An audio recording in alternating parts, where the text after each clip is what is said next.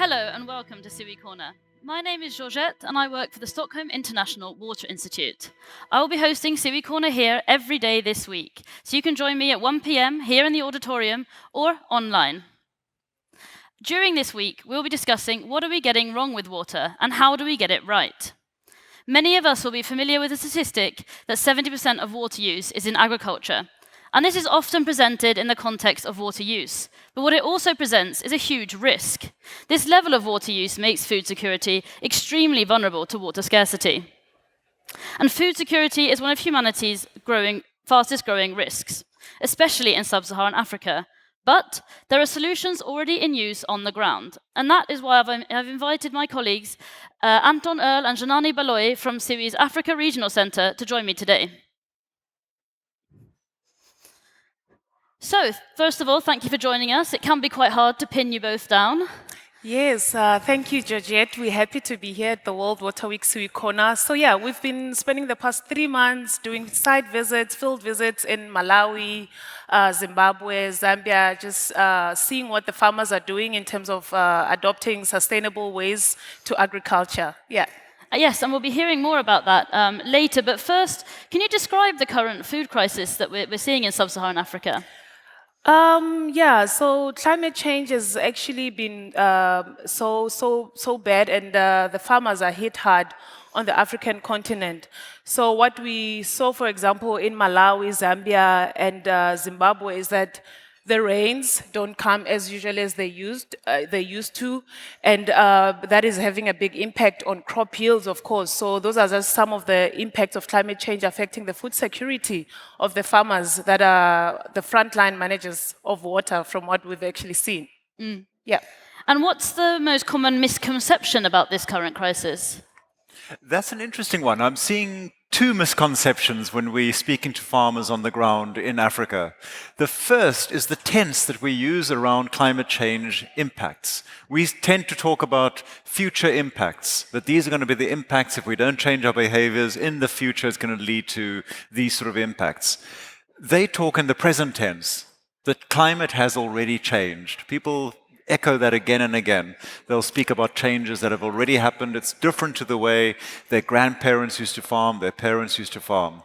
The second thing we see over there is where you might speak of climate change in Europe leading to higher temperatures, very hot summers and so forth. The discussions that we have with farmers in Africa is that it's all about the rainfall. The rains have changed. Rains are coming later in the year than they used to. They are ending sooner as well, and large amounts of water falling in a relatively short space of time. So it's really about the hydrological cycle and the changes in that hydrological cycle that climate change is manifesting. Yes, climate change is having a sort of unprecedented effect or impact on the water cycle as we know it. And so what is currently being done? What are these things that you're seeing? Very interesting. So during the field visits that we've had, there's remarkable work that is being done by various NGOs. I could say maybe, for example, in Malawi, there's a concept that is actually being rolled out by an organization called Tieni, where they've introduced farmers to a more sustainable way of farming and introducing things like deep bed farming. I think I did share some pictures with you of that. Yes, we do actually have some pictures here to help illustrate. Yes, so basically what that means is that they teach the farmers or train the farmers to do their plantations through the digging of ridges, which are actually encouraging to trap water. They lock in the water, and as the water is trapped on the side, it provides soil moisture to the plant that is growing in the middle, as you see in the pictures. And that just encourages more water retention, and the water then makes sure that it trickles down to also recharging groundwater, but then also the plants as well do benefit from it. Yeah. Amazing. I think we see here as well one of the projects you visited. Yeah, exactly. So this is when the ridges are being prepared, and then the plantations will be made in the middle and the side of the ditches that are digged. Yeah. Amazing, thank you. And thank you for bringing some visual aids so we can sort of see what you have been seeing. What are when you're meeting these people, you mentioned some of the accounts you're hearing from the farmers, from their experience on the front line. What type of solutions do we need? Well, essentially, when you're looking at these changes in the hydrological cycle, that climate change has really made our reality, the hydrological cycle has gone into overdrive. The evaporation rates of the ocean has increased. The extreme weather events that result as that bring floods and very rapid falling of rainfall in regions. And this has an impact in soil erosion and runoff rates as well across the landscape. Now, we can't do very much to directly influence evaporation rates and rainfall rates. Those are impossible to control. But what we can control is the way water moves across the landscape. So once it has fallen as rain, can we slow it down? Can we make sure that more of that water is percolating deeper into the soil, recharging groundwater, reducing soil erosion, and reducing sedimentation of rivers and lakes and dams?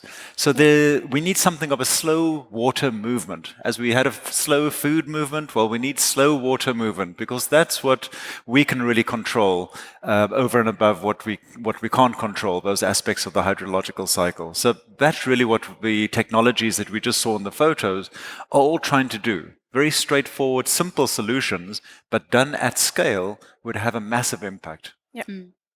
Yeah, and I think in addition to supporting the farmers, we can also support the farmers off the farm. So this is assisting farmers to reach the market, and not only when they reach the market, but then be able to help them sell their products at premium prices.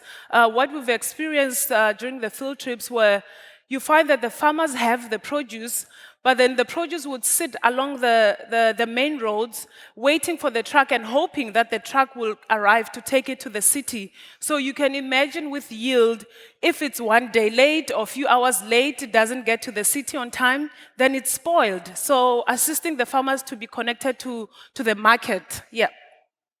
Okay, so we need to slow water down, and we also need to make sure we're looking at this whole picture, not just food at the point of creation, but ensuring it gets to the market and we're supporting the farmers sort of across there. Because we've heard now that the issue is happening now. It sounds like we have some solutions. We know some things that we need to do. There's local knowledge, there's some international best practices, investment. What is the first step in achieving this, all these things coming together, so we can start putting these solutions to action on maybe a bigger scale? Well, it's interesting, when you speaking to these farming communities, one of the rural parts of Malawi, where we were a couple of weeks back, I asked the village chief what she would say to the Malawian government, to the international community, to request help. What sort of help would she need? And she looked up and said, well, there's probably three things that we would need. The first is around better hand implements, better hoes, better pickaxes and so forth. The second would be really around better seed varieties that are drought tolerant, that can actually grow faster, can thrive in these new conditions. And the third would be around ways of bringing nutrients into the soil.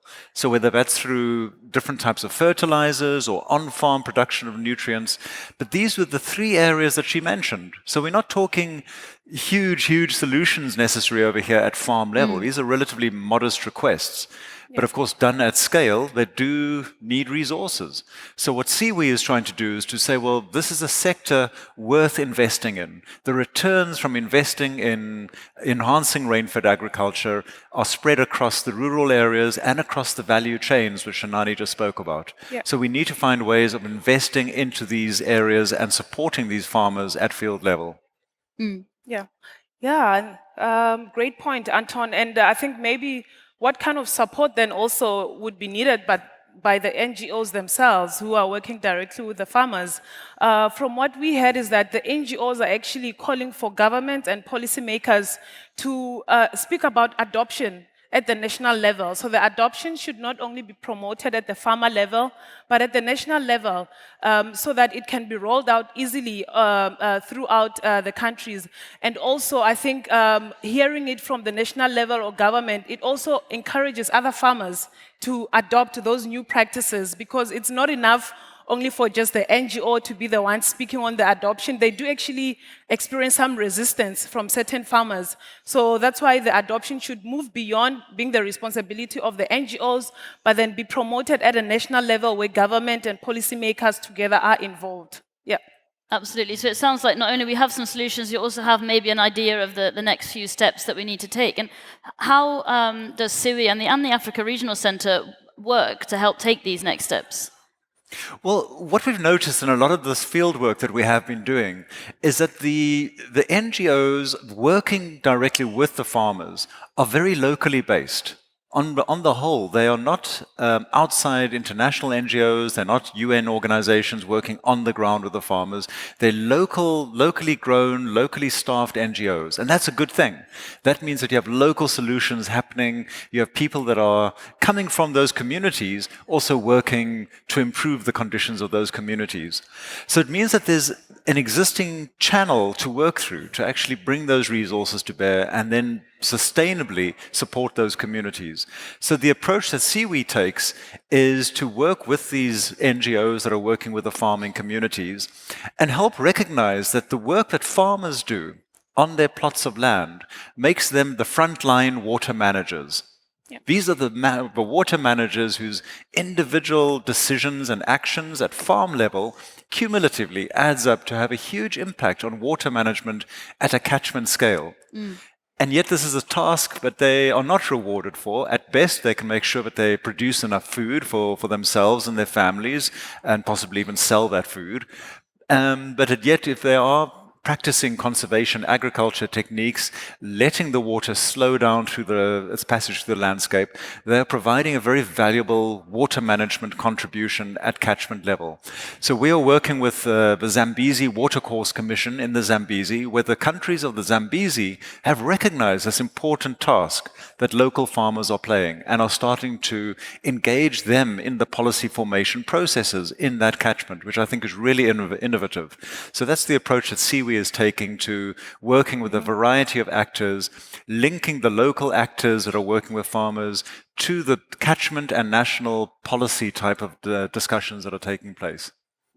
Absolutely, and I believe we do have a session on almost exactly what we've talked about today, if I'm not wrong. Yes, actually, I would like to invite people to join the session on transforming investments in enhanced African rain-fed agriculture, which we are co-hosting with the ZAMCOM, as Anton has mentioned, and also our rain-fed agriculture advisor, C4ECRAF, where we will be speaking on mobilizing both public and private financing to contribute to the strategic plan of the Zambezi Basin, where they have identified enhanced rain-fed agriculture on their component on livelihood support as a way to assist the communities and the rural communities along the Zambezi for food security, land and water management. So you're all invited. Tomorrow will be at Nora Latin at 11 o'clock.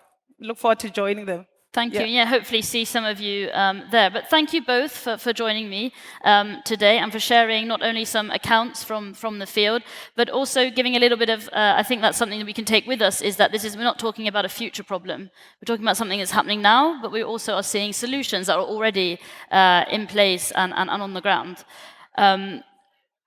Of course, water is crucial to the achieving all of the SDGs, not least no hunger. And some of the projects and solutions that you've mentioned today are going to be a big part of that. So thank you very much for joining us. And thank you, everybody who's been listening in. We'll be back again tomorrow at 1 p.m. here in the auditorium or online, where we'll be discussing the future of cities. How do we make cities not only water resilient, but with water at their center, and who gets to have a say in how those cities look? So we'll see you all tomorrow. Thank you.